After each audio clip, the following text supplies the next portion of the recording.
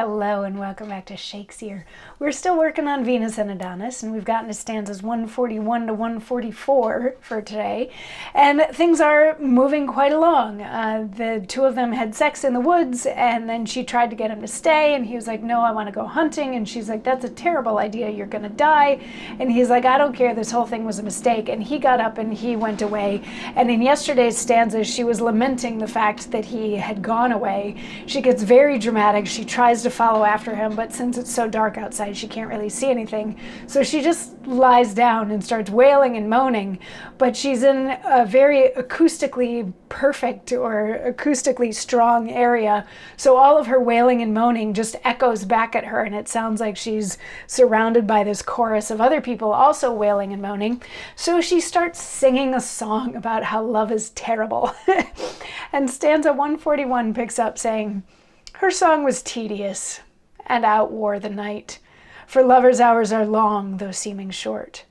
If pleased themselves, others they think delight in such like circumstance with such like sport. Their copious stories oftentimes begun, end without audience, and are never done. For who hath she to spend the night withal, but idle sounds resembling parasites, like shrill-tongued tapsters answering every call, soothing the humor of fantastic wits? She says, "'Tis so," and they answer all, "'Tis so," and would say after her if she said no.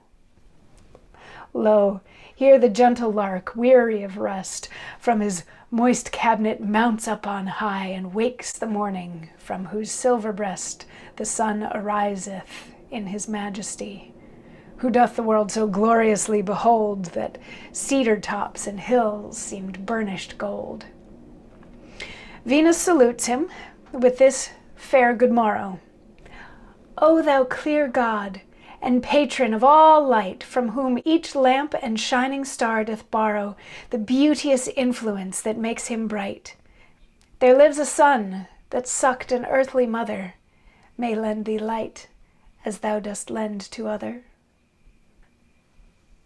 So I sort of love this. It starts out, the first stanza is like her song was really long and boring, and by the end of it nobody was listening. Like not even the echoes are paying attention anymore. And it's because she's by herself. You know, she's in this place, and this is what the second of these stanzas points out.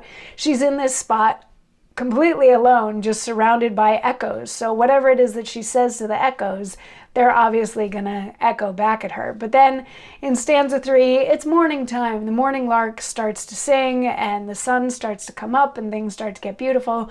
So the fourth stanza is her saying like a little bit of a morning prayer, saying, "Oh, you beautiful sun, thank you for bringing all of this light and gloriousness to the world. And by the way, there's a man who's really, really, really good looking. Could you maybe keep an eye out for him?" And that's where we end stanza 144. So being daytime now, she can go try to find him, right? Maybe. We'll see if that's what she does in tomorrow's stanzas. See you then. Mwah.